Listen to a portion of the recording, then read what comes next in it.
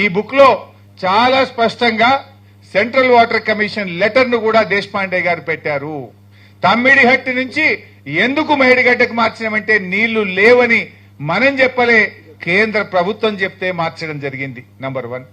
ఇంకా కొంతమంది మూర్ఖులు గ్రావిటీ ద్వారా నీళ్లు వస్తుండే, గ్రావిటీ ద్వారా వస్తుంటే ఉత్తగా లిఫ్ట్ పెట్టిండు, కరెంట్ బిల్లు పెరిగిందని మాట్లాడుతుంటారు. ఇందులో చాలా స్పష్టంగా చెప్పారు దేశపాండే గారు. నేను ఆ రోజు నీటిపారుదల శాఖ మంత్రిగా కూడా ఉన్నాను.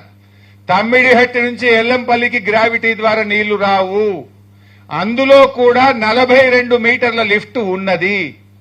ఈ వాస్తవాన్ని దాచిపెట్టి పదే పదే గ్రావిటీ ద్వారా నీళ్లు వస్తుండే మీరు లిఫ్ట్ పెట్టింది అనవసరంగానే ఒక దుష్ప్రచారం చేసిండ్రు. ఆ నిజాలను కూడా ఆధారాలతో సహా దేశపాండే గారి పుస్తకంలో పెట్టారు. రిటైర్డ్ ఇంజనీర్లు వ్యతిరేకించిన విషయం మా అన్నగారు చెప్పింది, నేను దాంట్లోకి బోన్. వాళ్ళు కూడా మేడిగడ్డ కట్టాలన్నారు తప్ప మేడిగడ్డ నుంచి నేరుగా మిడ్ మానేరుకు సాధ్యం కాదు అన్నారు. దాన్ని వక్రీకరించి రేవంత్ రెడ్డి అసెంబ్లీలో మాట్లాడతాడు, నీళ్ల మంత్రి ఉత్తమ్ మాట్లాడతాడు. గోబల్స్ ప్రచారం. ఆ నిజాలను కూడా ఈ పుస్తకంలో పొందుపరిచారు. ఆ లెటర్ ను కూడా ఇందులో పెట్టడం జరిగింది. అదే విధంగా కాస్ట్ పెరిగింది అని కొంతమంది మాట్లాడతారు. మరి పని పెరిగితే కాస్ట్ పెరగదా? ఆయకట్టు పెరిగితే కాస్ట్ పెరగదా? ఇవాళ మీరు ప్రతిపాదించిన ప్రాణహిత చేవల్ల 16 లక్షల ఎకరాలు, కానీ కాళేశ్వరం ప్రాజెక్టు 18,25,000 కొత్త ఆయకట్టు, 18,87,000 ఎకరాల స్థిరీకరణ ఆయకట్టు, రెండు కలిపితే 37 లక్షల ఎకరాలు.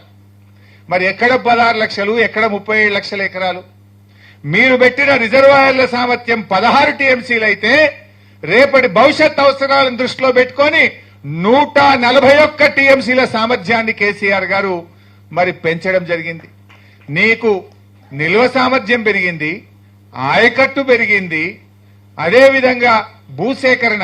ఆనాడు వాళ్ళు ప్రాజెక్టుకు 1000 కోట్ల రూపాయలు భూసేకరణకు పెడితే ఎకరానికి 2 లక్షలు పెట్టే కేసీఆర్ గారు 10 లక్షలు 11 లక్షలకు రైతులకు ఇస్తే భూసేకరణ కాస్టు 1000 నుంచి 6,100 కోట్ల రూపాయలకు పెరిగింది. ఆ రకంగా అనేక విషయాలు.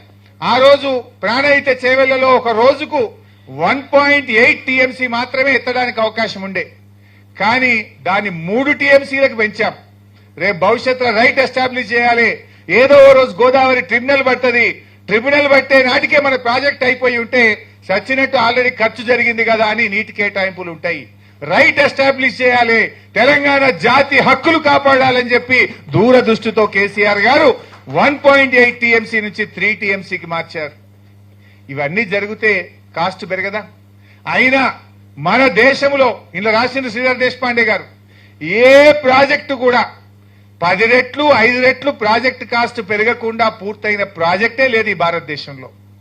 ఇందులో చాలా స్పష్టంగా పేజ్ నంబర్ 25లో మీరు చూసినట్టయితే ఏ ప్రాజెక్టుకు ఎన్నెన్ని రెట్లు పెరిగింది అనేది కూడా చాలా స్పష్టంగా వారు చెప్పారు.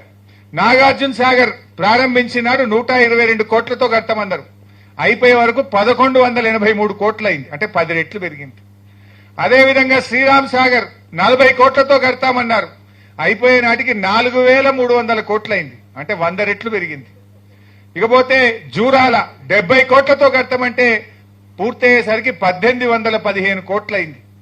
అదేవిధంగా పులిచింతల 565 కోట్లతో కట్టమంటే 1816 కోట్లయింది. ఇట్లా అన్ని ప్రాజెక్టుల వివరాలు ఉన్నాయి, అన్ని కాంగ్రెసే కట్టింది. సో ఏ ప్రాజెక్టు కూడా 10 రెట్లు 5 రెట్లు పెరగకుండా ఇప్పుడు పూర్తి కాలే. ఇన్ఫాక్ట్ కాళేశ్వరం ఈ రాష్ట్రంలో కట్టిన అన్ని ప్రాజెక్టుల కంటే అతి తక్కువ పెరుగుదలతో పూర్తయిన project Kaleshwaram project. I'm challenging.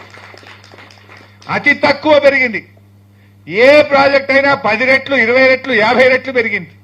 So lowest escalation తో పూర్తయిన ప్రాజెక్టు కాళేశ్వరం ప్రాజెక్ట్. ఇక పెరిగిందని వీళ్ళు గోబల్స్ ప్రచారం చేస్తూ ఉంటారు.